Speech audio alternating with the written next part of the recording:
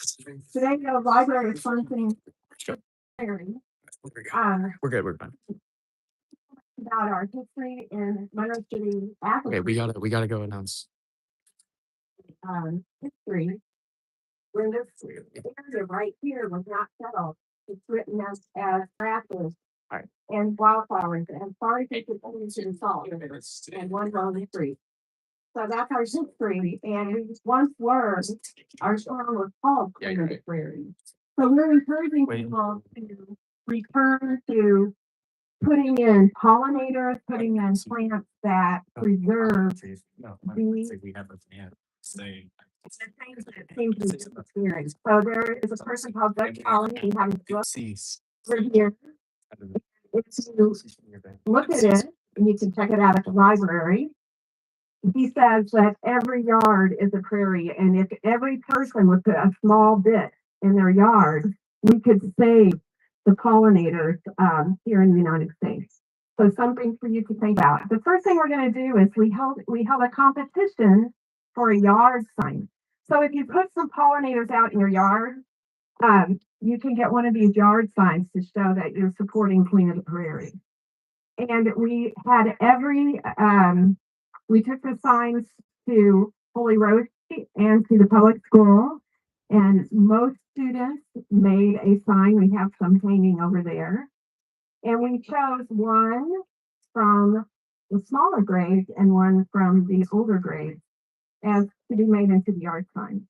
And our first sign is this beautiful sign made by Delaney Roberts. And it shows butterflies and rabbits and lots of wildflowers in the prairie. So Delaney, you want to come up and we'll give you a prize. Oops. See, can't turn it up. Okay. Oh, that looks so good. Needs to turn it up. Turn that mic off. It is off. It's because it interferes with these speakers. It's taking a lot of these. Oh, okay.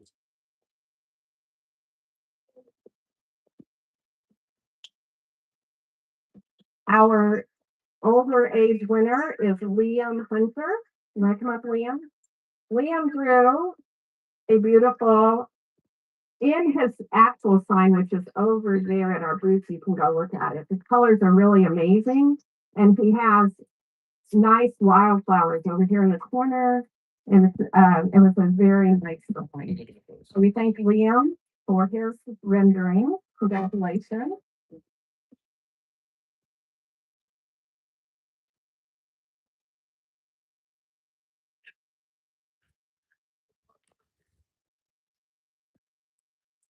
Okay, next up, maybe we should do this at 1 o'clock.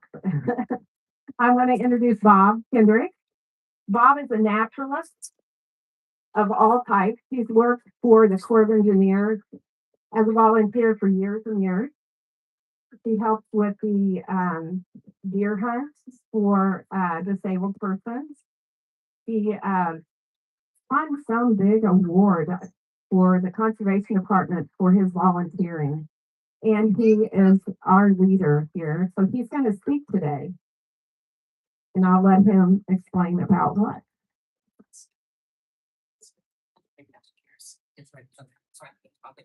You're on your rabbit. He needs a chair, please. Thank you.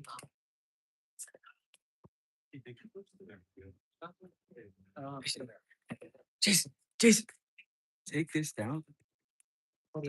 Set it like I tried posting it online and it just wouldn't share.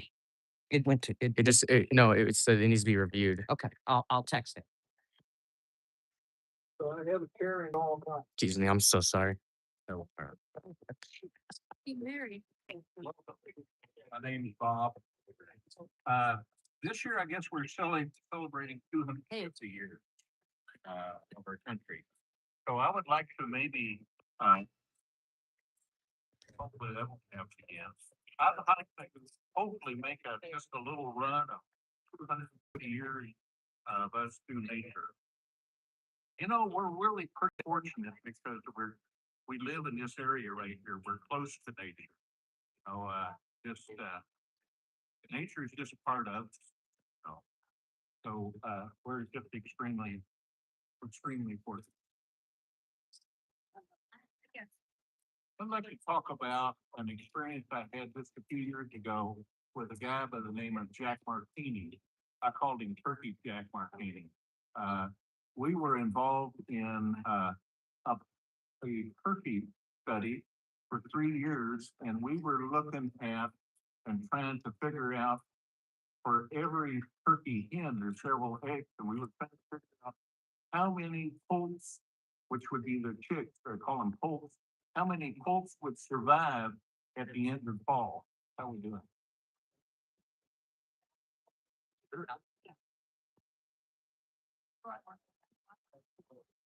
So I was pretty smart, I guess, and I thought, well, I already have the answer. But the fact is, I was just completely wrong. Hello, Winston. What's wrong? I was completely wrong. We have in this area. We have in this area, our poults, a hen will have several eggs. And at the end of fall, we discovered over a 3 year period that the number of survivors was 1.3 per nesting hen. And I thought it was the predator, and I was wrong. Come to find out, we didn't have the right habitat, not just necessarily the right places for them to be, but we didn't have the right insects. We didn't have the right insects because we didn't have the right plant.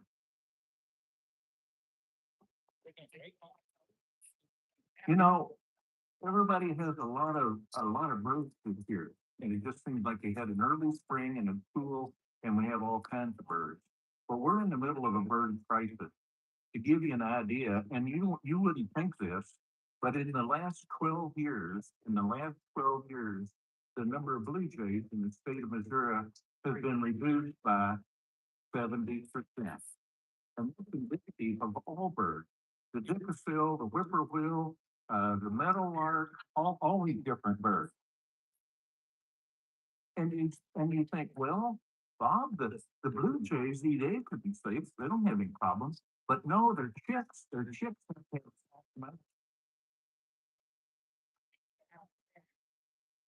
And this is also indicative, it's not just the birds, it's the bees, the butterflies, the bats.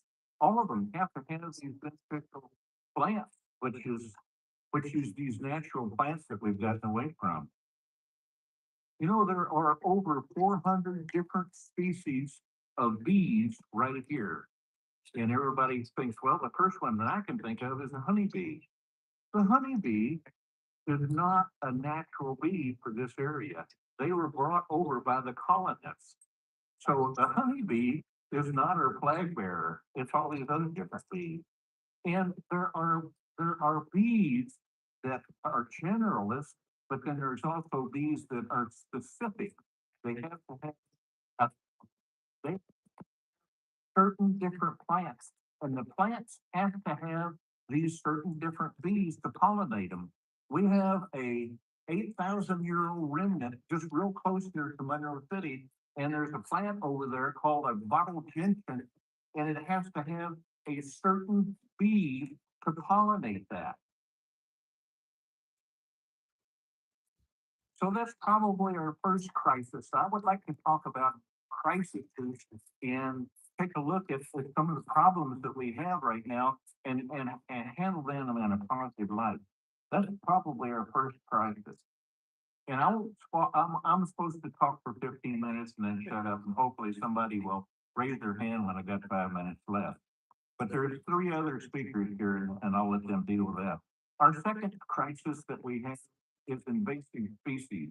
We've brought a lot of different species over here that do really well here, and there's no controlling them, and they're choking out some of these really beneficial plants.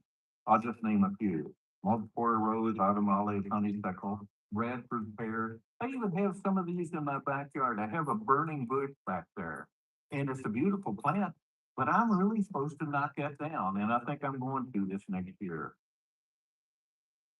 And then the problem we have is with the chemicals, trying to control this stuff. You know, I used to use Cordon, you know, to spray a stump or something. And now they're saying that Cordon will go in the ground and stay there for 100 years. So we can't be using that anymore. Our third crisis that I'm dealing with is mainly what my talk is about today is soil.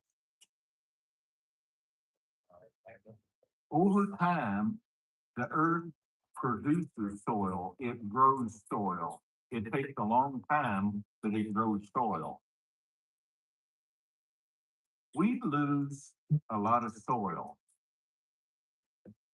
to mainly water erosion. Next time you see a good rain, go to your local pond or your stream and see if that clear water looks like the color of cardboard. It's indicative of what's happening. But there's also wind erosion. And you wouldn't think, no, no, not wind erosion.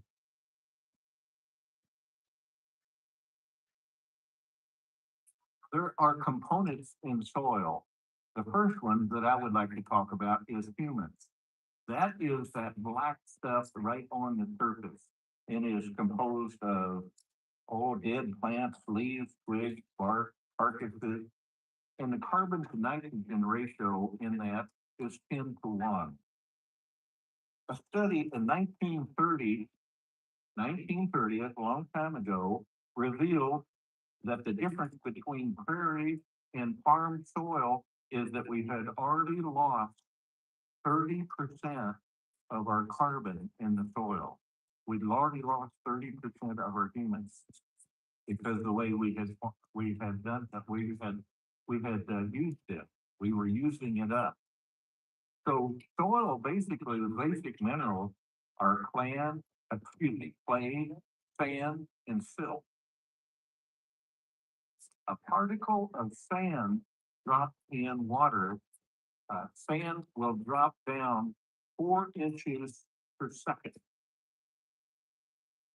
Silt is a little finer and it'll take a little longer to drop those 4 inches. It'll take about 5 minutes. But clay is a really fine particle. It will take quite a little bit longer. I would like for you just to put in your mind how long you think this clay, all these clay particles will take to drop these 4 inches. Just come up with a figure in your mind. Are you ready? It will take 860 years, give or take a few years. 860 years.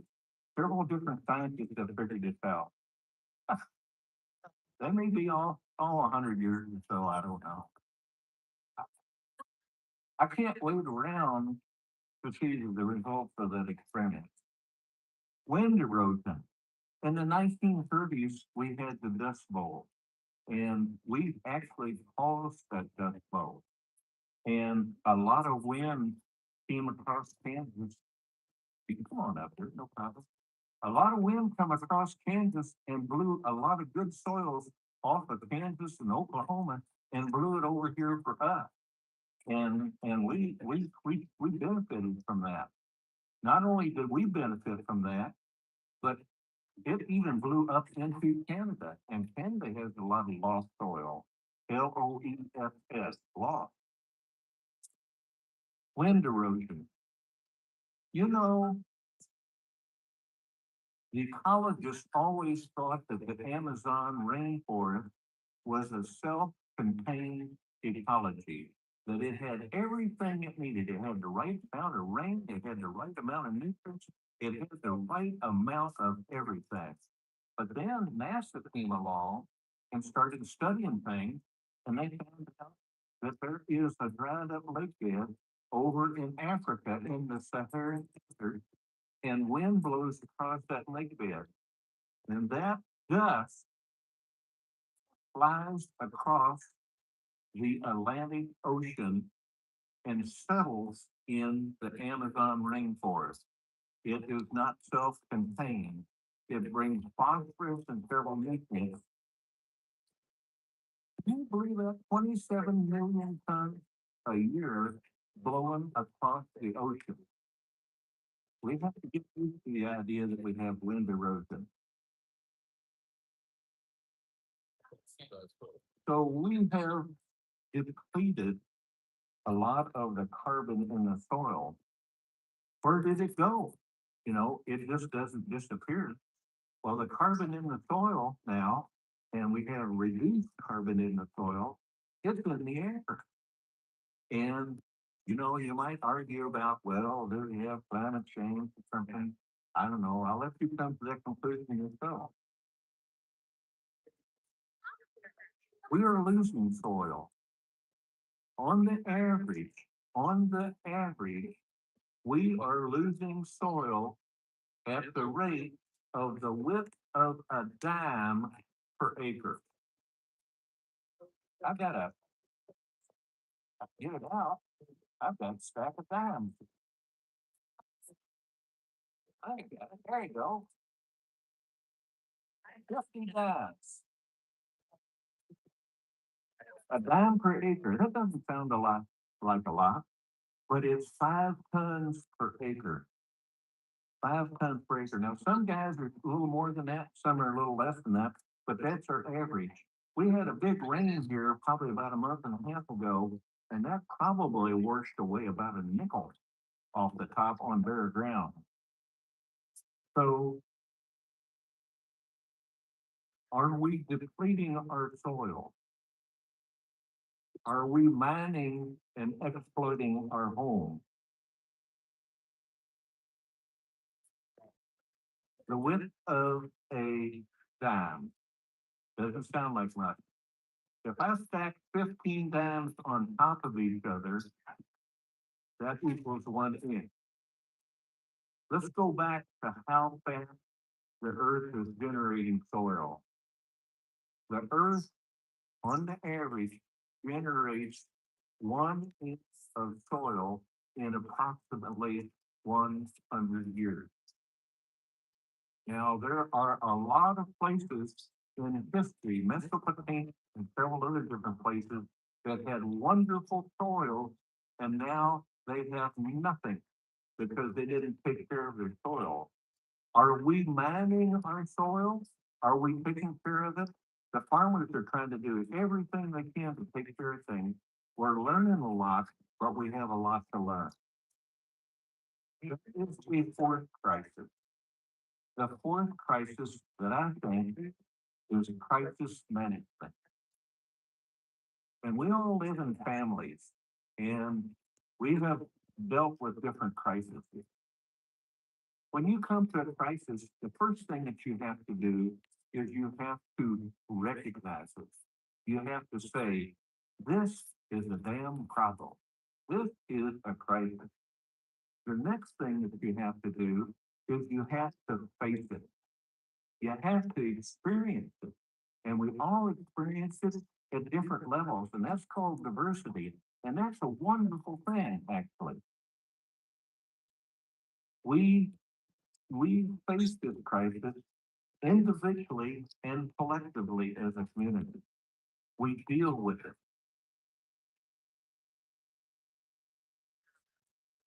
So, in this stack of dimes, I got $5 worth.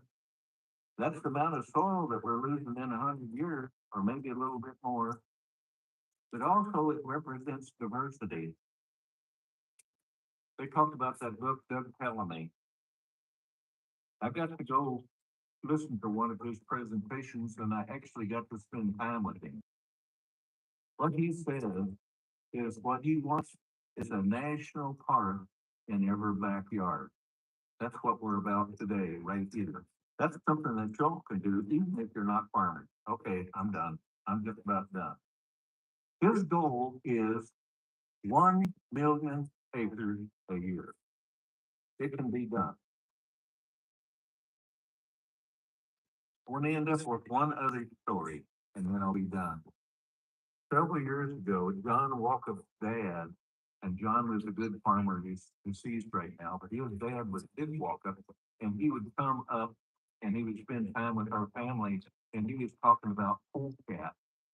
A polecat is a stump, not a straight stump, It is a spotted skunk.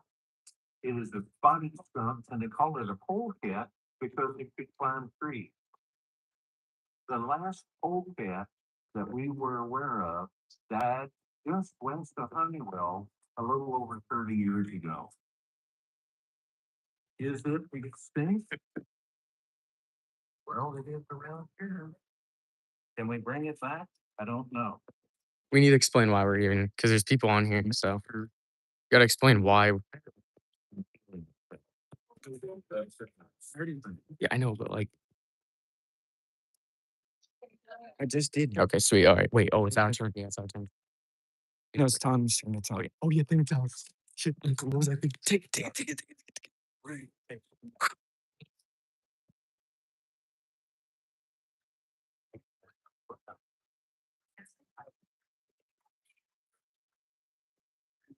The next person who is going to talk to us about conservation is from the Missouri Department of Conservation, Jamie Etzmeyer.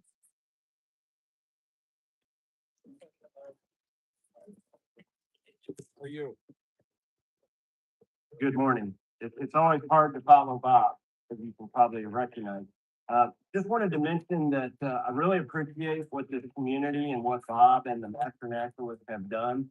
They kind of brought this issue to light, and me telling you about it as a government employee is maybe not the same message as someone in the community bringing this message to you. And so I really appreciate him doing that, and, don't really want to take much more time. He did a real good job of identifying what the issue is and maybe some ways we can deal with this.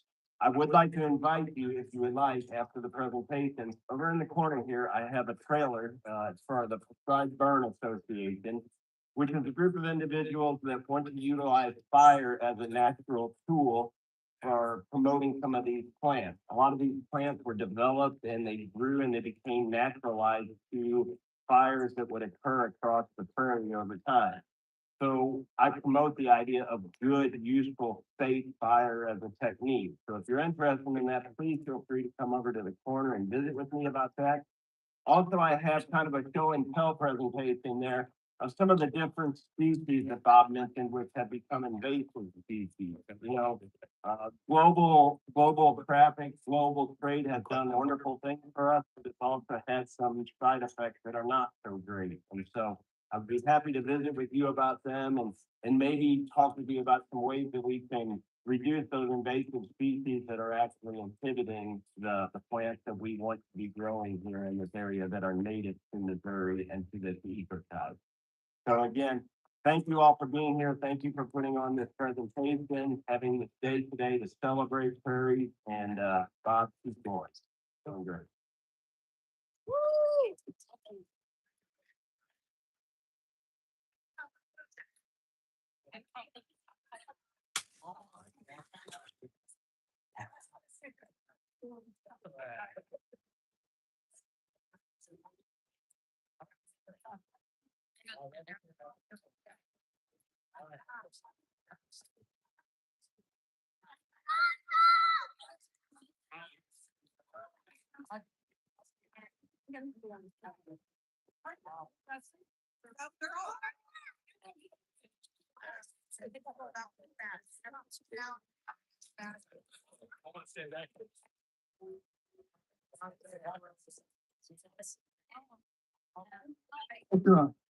So today we have this talent show we're gonna do it.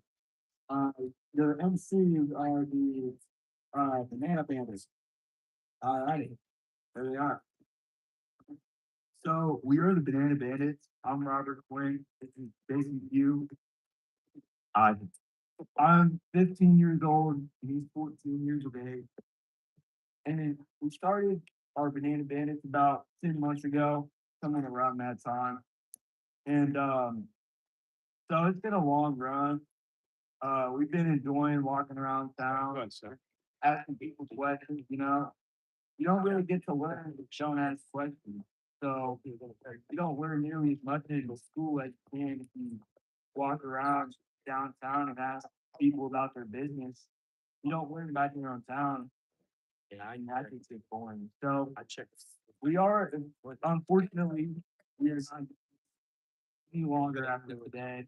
We're gonna hang up the bananas, we're gonna retire, and we're gonna focus on our school, we're gonna focus on our sport. And hopefully we're gonna do diligently in school. And so, Jason, you like to introduce it?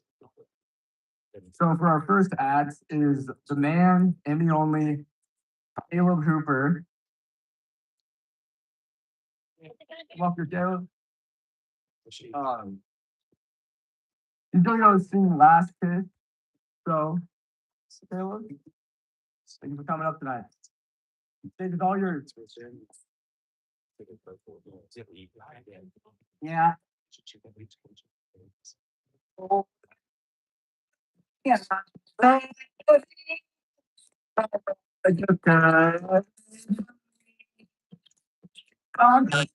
So I got that bigger, so I can see my baby when I leave this world. So I jam my daddy's car. We haven't driven very far. Stand up when the car was on the edge of my face. Stop to watch the beautiful fly. I'll never forget the sound at night. Screaming God, the bucket glass, the famous screams that I heard by. Oh, well, back in my Substantial. can go away from me. She's gone to heaven, so I got to beg it. So I can see my baby when I leave that world. When I woke up, the rain was pouring down. There were people sitting all around. Something was going through my heart. And somehow I found my baby that night. I'll take her head, you can get me in there. Hold me down, make it feel a while. I was close, kissed her always kiss. I found the love I knew I had missed. Well, now she's gone, even though I only time. I lost my life. That night. Back in my baby, I'm not gonna go away from me. You come to heaven, so I got to beg it. So I can see my baby when I leave this world.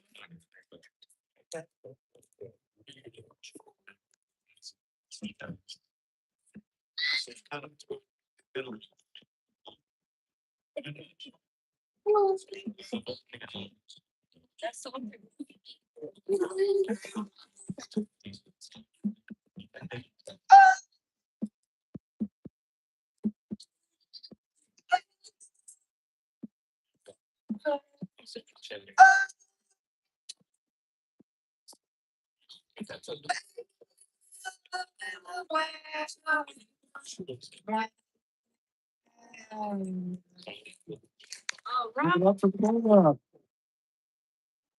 If you guys have to sign up for a talent show, then sign up is right. Yeah. I'm gonna hug you. Yeah. I am that. So, again, as Tommy said, if you want to have any acts, come up here. Just say, do what you want. I mean, have fun with it. But for now, would someone want to come up here and take an interview with us? Anybody? You got somebody? There we are. Listen to what he does. It's not him, you know? I don't know. We paid him. Yeah, jobs that's on the website. He's a.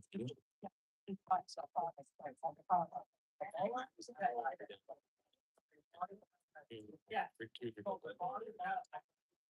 Gonna sing that? Okay, let's go. Let's go. Did you say hi to Jamie? This is. Yeah. He said hi over there. Good to see you. Okay. You know, You were pretty patient. I do know that one. Let's see. That's so weird.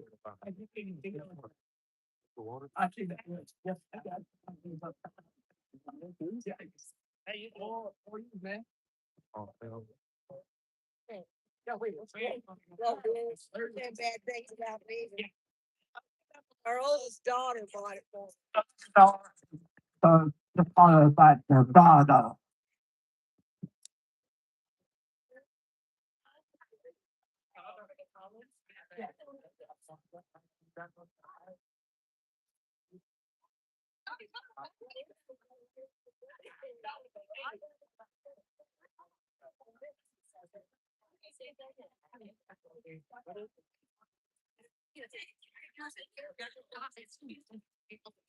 Okay, I was kind of all like, oh.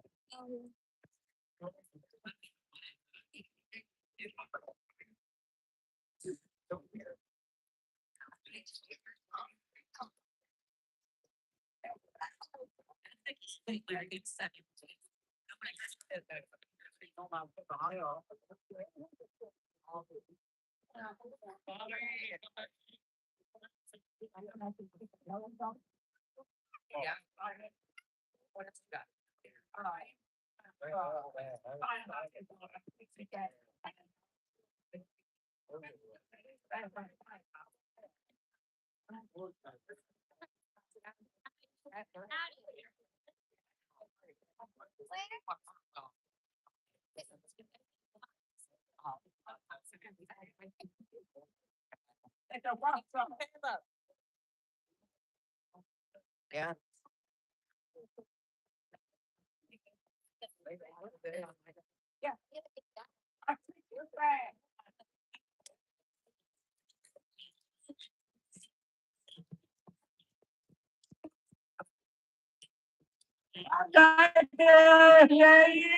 A big door, a big baby.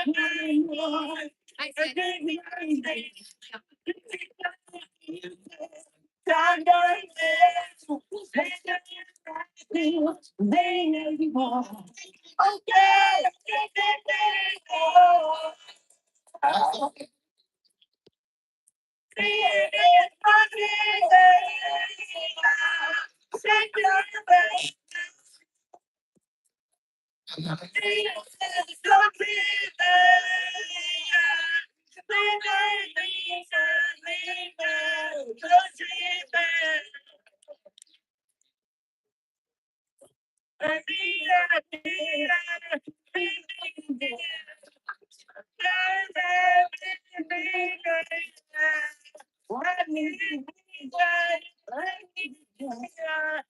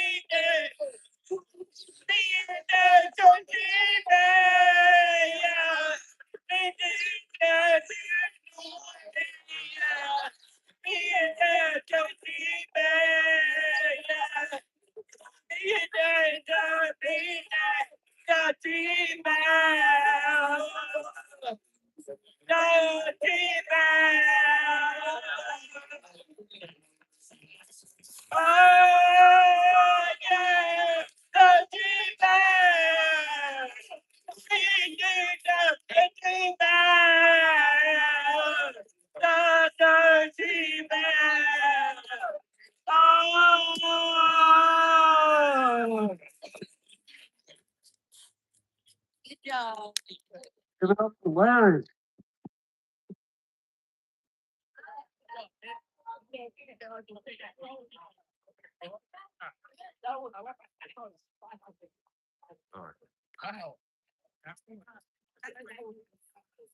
Yeah, I better know it.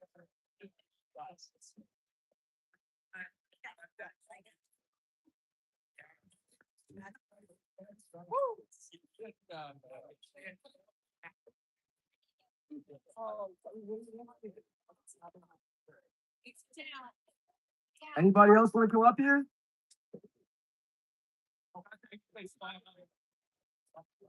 Anybody? We're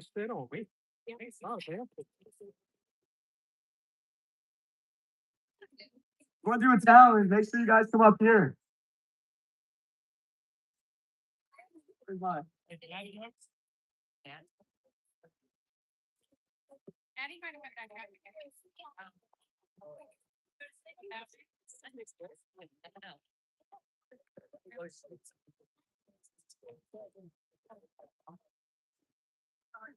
I just gonna play some music while we wait.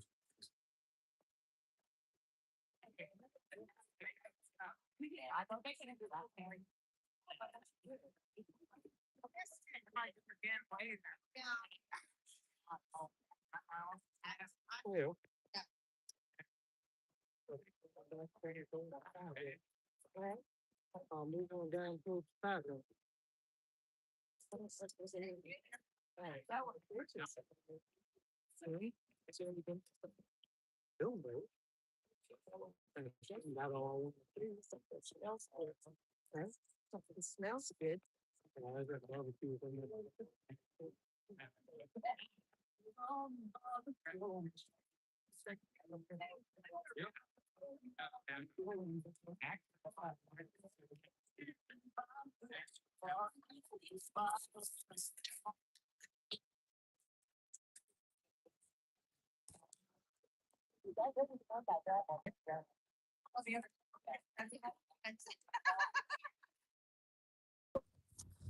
Well then.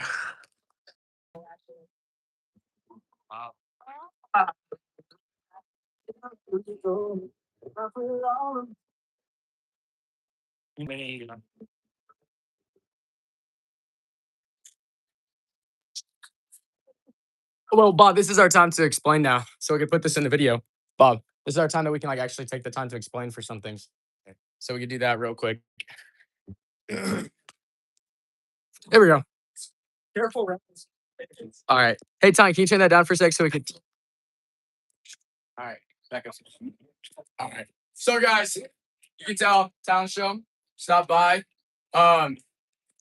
It's a real honor that we actually get to be up here. Wait, we should do thank yous. We're gonna do some dad jokes. We're gonna do some jokes here. So, pop by. Come on, let's go see him.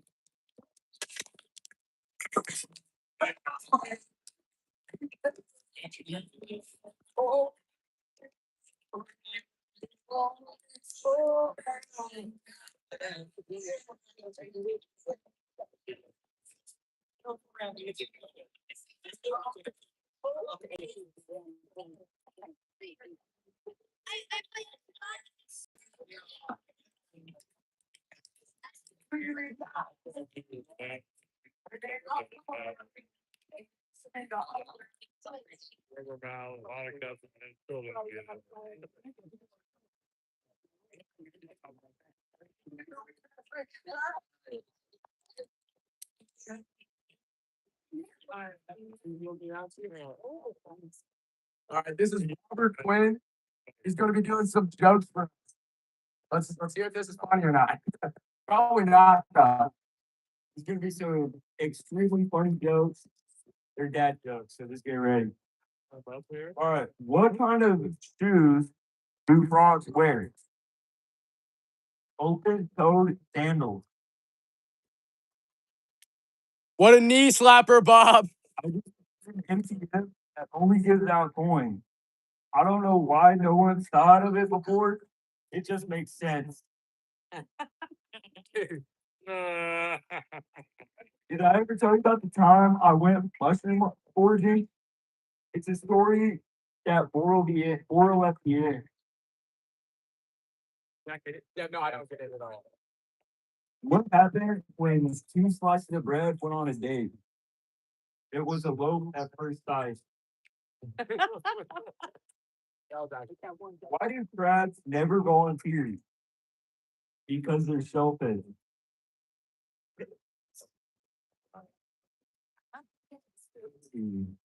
I had a quiet game of tennis today. There was no racket. What's a shark's favorite saying? Man overboard.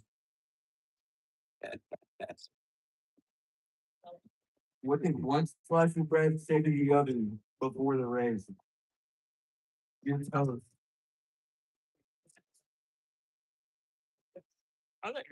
I poured some water over a duck's yesterday. I don't think he cared. Turn him up a little bit. Turn him up. Oh, Why did the electric car feel so discriminated against?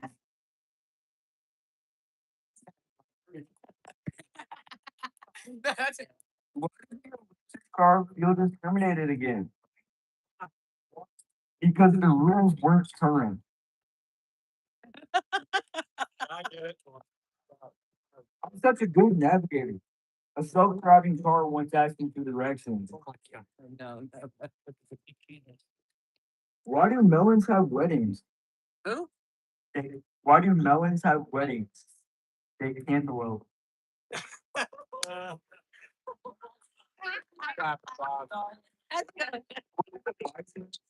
Son when he left the ranch.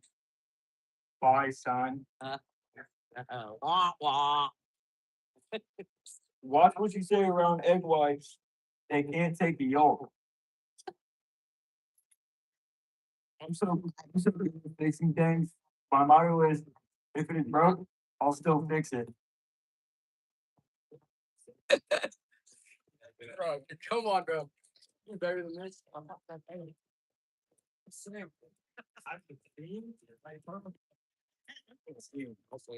Where did the Get out of where did the pumpkins have their meeting? In the boardroom. What's the best way to save your dad joke? A database. No, no, no. Okay, that was clever. I got a new pen that can write underwater. It can write other words too. My boss said, dress for the job you want. Dress for the job you want, not for the job you have. So I went in like that. Wait, hold on. What?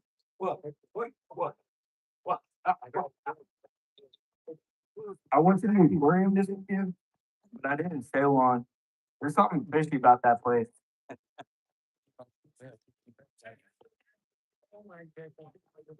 What do you call a sheep cooking steam?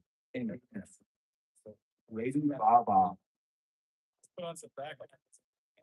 What do you call a French man wearing sandals? A weak ballad. What? A weak ballad.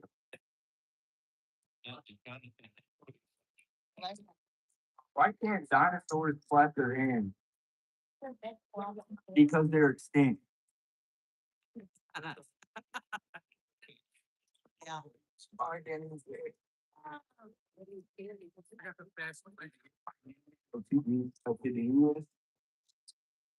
But he only did his job 1, 3, and 5. Turns out he only does odd jobs. Ah.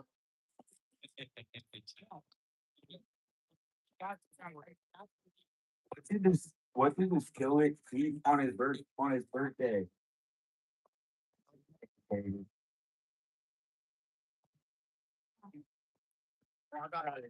Knock knock joke for you. Knock knock. Interrupting. Yeah, see how nobody's laughing. No, I'm kidding. I'm recording. What did you never take sides? Why did he never take sides in an argument at the dinner table? It's the perfect time to take sides because no one's paying attention. Bring Tupperware. The next decorating contest.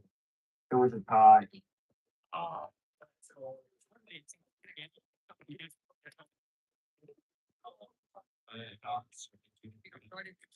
Where do rainbows go when they've been bad?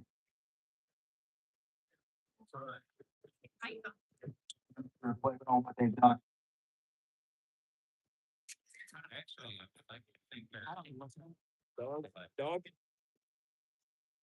Dogs can operate immoral, but cats can.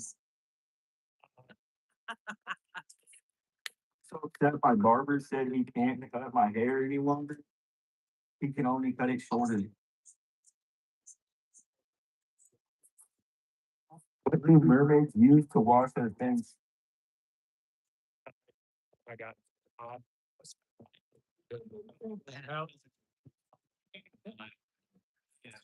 good. Keep moving it. I already said it before, but what did the skillet eat on his birthday? Pancake. I'm gonna stop on. What?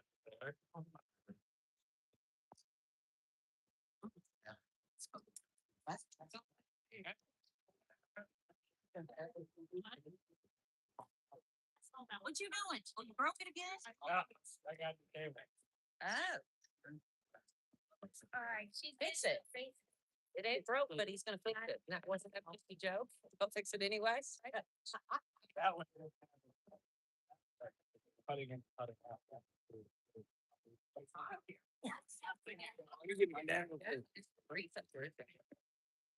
It doesn't seem as cool up here, but that's down there. Yeah.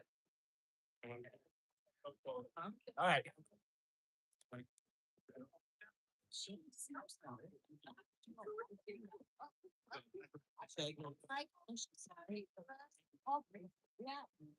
Yeah. So. You want me to test it and see what? Oh. So that would make a difference. Wow.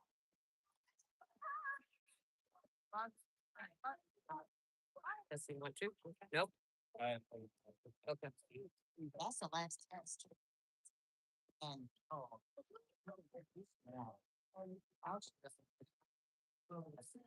got this right back. I think that. One, two. Testing 1, 2. Testing 1, 2. Just, like the whole reason I swapped table.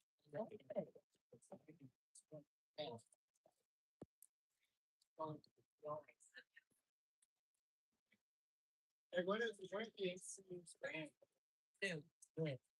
Right up.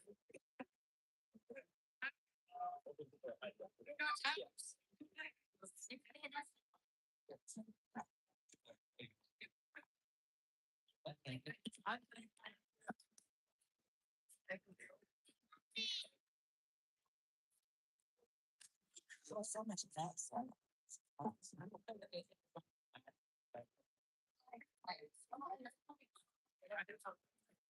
Oh, thank you.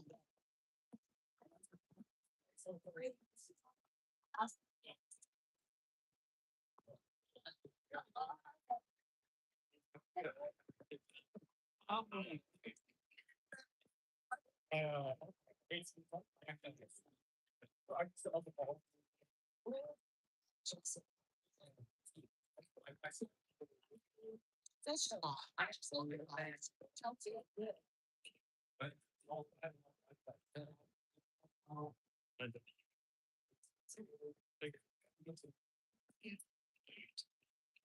Never get one.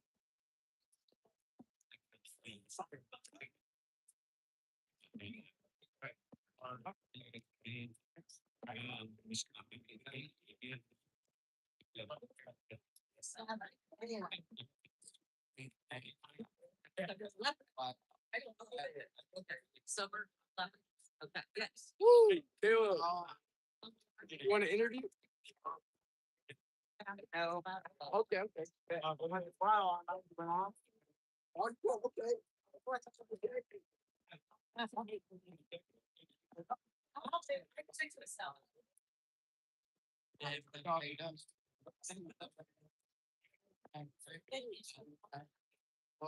I just grabbed a balance.